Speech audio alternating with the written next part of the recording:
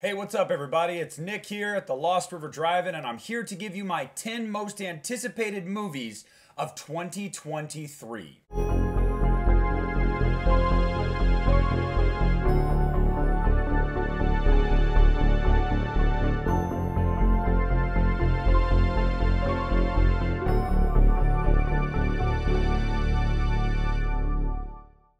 Now, as you guys know, I'm a horror guy, but I'm a movie buff in general. I love movies. I'm excited for a lot of movies in 2023. So I sat down, I made a list of the 10 that I'm most excited for, and now I want to share them with you guys, and I want to get your thoughts on these movies if you're excited for them, what your top 10 are. Let me know in the comment section down below. So coming in at number 10 is going to be The Nun 2. Now, I'm cautiously optimistic about this movie because, one, the character of Valak is incredible. It was the best part of The Conjuring 2, and then when they make the spinoff film The Nun, you've got great actors, a great setting, great atmosphere, and it falls flat on its face. If there is any character that can be saved simply because of the foundation that it was built on, it is Valak, and it is The Nun. So I am very, very much looking forward to The Nun 2. Fingers crossed it doesn't suck. Annabelle Creation didn't suck. So I am very optimistic this one won't suck. Coming in at number 9 is going to be The Meg 2, The Trench. I loved The Meg, okay? The Meg was this bombastic, crazy, giant CGI shark movie, and I was here for it. It was fun. It was a movie that was very tongue-in-cheek, self-aware, knew what it was, and it really ran with it. I loved that movie. It was a very fun time in the theater. I'm really looking forward to this. I've never been a big fan of Jason Statham, but I've got to give credit where credit is due. He knows his wheelhouse, and this is his wheelhouse. And call me crazy, but I am just big into giant monster movies, whether it's a shark, alligator, I don't care. Just give me big monsters breaking shit and eating people, and like, I'm here for it. Coming in at number 8 is going to be the first installment in what is supposed to be a new trilogy by Renny Harlin, The Strangers. This would be the third Strangers movie, but again, it's starting a new trilogy. I don't know if there's any continuity whatsoever with the previous two movies. I love the first two Strangers movies, especially Prey at Night. One of them is very throwback 80s slasher. One of them is very suspenseful home invasion thriller. Don't know where they're going to go with the third one, but they're batting 1,000 for me right now. And it's Renny Harlin, who gave us, of course, come on, Die Hard 2, Nightmare on Elm Street 4, both banger movies. I'm in. Sign me up. All I needed to hear was The Strangers. I didn't even need to hear a director, and I was just like, all right, you had me at The Strangers. Coming in at number 7 is going to be Insidious Chapter 5, or what is being called Insidious Fear the Dark. This is another franchise that has not missed yet for me. Even the weakest movie, which I go back and forth between Chapter 2 and Chapter 3. I have more of a soft spot for Chapter 2, so I'm going to say Chapter 3. But even the weakest movie in this series is a pretty damn good movie. So I have no reason to believe that with the original cast coming back, Patrick Wilson, I think his name is Ty Simpkins, something like that, the kid, and Rose Byrne, Patrick Wilson directing, I have no reason to believe this movie's not going to be good. Here's what I ask of Insidious Chapter 5. We need to find out what happened to Darth Maul's meth head cousin, okay? He's been missing. They've teased him many times. Did he get the help he needs? Is he in a halfway house? What happened to Meth Maul? Very, very much looking forward to the answers to that. So coming in at number 6 is one that might surprise you guys, but if you know me, you know I love these movies. Number 6 is Transformers Rise of the Beasts. Now this would probably be in my top 5 if it was going to have more continuity with the previous movies. I am a sucker for those movies. I'll never apologize for that. They're big, fun, loud, bombastic action movies with great visuals, fun performances. I'm here for it. Like, the Transformers movies have always been so near and dear to my heart. So I'm very excited. You've got Peter Cullen coming back to voice Optimus Prime. Anthony Ramos is in the lead. Never been a big fan of his, but in fairness, haven't seen a lot of his stuff, so I'm going in open-minded with that. I was the same way with Shia, and I ended up loving Shia.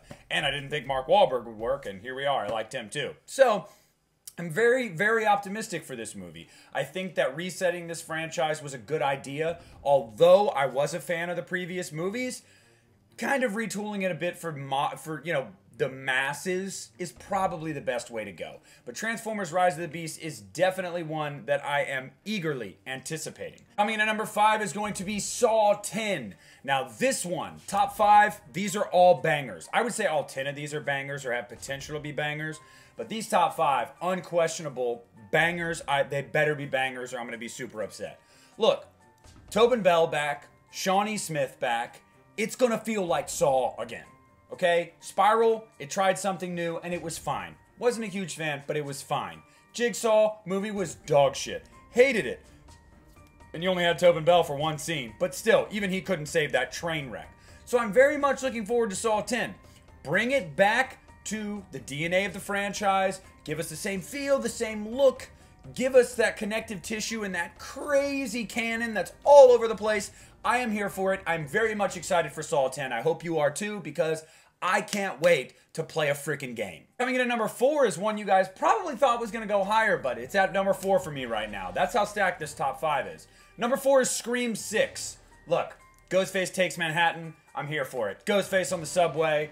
Jenna Ortega's a modern Scream queen. I'm here for all of it. Courtney Cox is back. Yes. Obviously, I'm a little bummed about Nev, but I've kind of gotten over it. I'm like, look, this movie can be good on its own merits. You know, it doesn't need Nev Campbell. Yeah, I say that and that hurts my soul because I still think Scream needs Nev Campbell, but I digress. I'm going to give this movie its fair shake, and it looks really promising. I'm sure it's going to be a solid movie, but I can't get over Nev. I just can't. But Scream 6 comes in at number 4. They wowed me with Scream 5. I have no reason to believe that they are not going to hold up their end of the bargain and give me another solid Scream movie. Top 3. In this top 3, I think number 3 will surprise a lot of you guys, because I know a lot of you guys are pessimistic about this movie. But for me, number 3 is The Exorcist. This is the sequel to the original, being directed by David Gordon Green.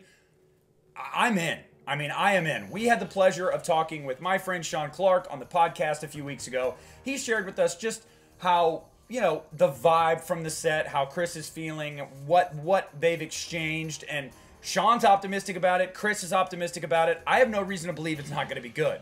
David Gordon Green's a competent director, and The Exorcist and Halloween are two totally different ball games. Although I did really enjoy Halloween Ends, even if you hated his Halloween movies, you cannot judge the man off of that, because these are two totally different areas. I'm very excited for this movie. Some original cast returning.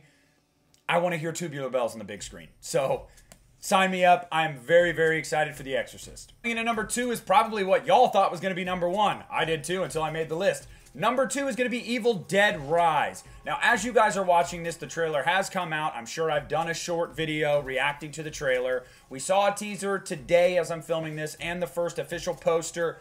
Hype, hype, hype. I love the Evil Dead franchise. It has no weak entry. They're all damn good. Even the TV series, they're batting 1,000, just like Scream is. I have no reason to believe this movie won't be good. And the 15-second teaser we saw was genuinely creepy. The singing, the smile, all of it. I need it in my life. Look, I know this tested incredibly well at test screenings. It made Warner Brothers literally change up their plans and go, no, no, no, no, no. We have to put this in theaters. That should give you confidence in this movie. It has been approved by Sam Raimi and Bruce Campbell as well. Oh yeah, and it's Evil Dead. It can't be bad. So Evil Dead Rise is number 2. But coming in at number 1 is going to be, and we don't have a release date for this one yet. Unfortunately, we just know it's coming this year. It is Maxine. Oh, of course it's Maxine. It's always been Maxine. X and Pearl. Both in my top 5 of last year. How the hell could the third movie, the trilogy capper, not be my number 1? It has to be. And I have a feeling that Maxine's going to be the best of the 3. Taking place in the mid-80s in Hollywood. The drugs, sex, rock and roll, gore. Yes, I am here for it. Look, Mia Goth is a star. I love that she's starting to get notoriety. I am so excited for this movie, guys. I think Maxine's soundtrack's going to be killer. The visuals are going to be killer. The performances. This movie's going to rule. So Maxine comes in at number 1 for me, and that is my top 10 most anticipated movies of 2023. Mostly horror because you know your boy. But you guys, down in the comment section below, let me know what your 10 most anticipated horror movies, or just movies in general, of 2023 are. Also, let me know down below why I shouldn't be excited for some of these movies. Don't do that, because I don't want to argue, but whatever. All that and more, let's discuss down below. Thank you guys so much. Leave a like, share the video, subscribe to the channel, follow me on social media. This is Nick at the Lost River Driving, and I'm pulling the fuck out.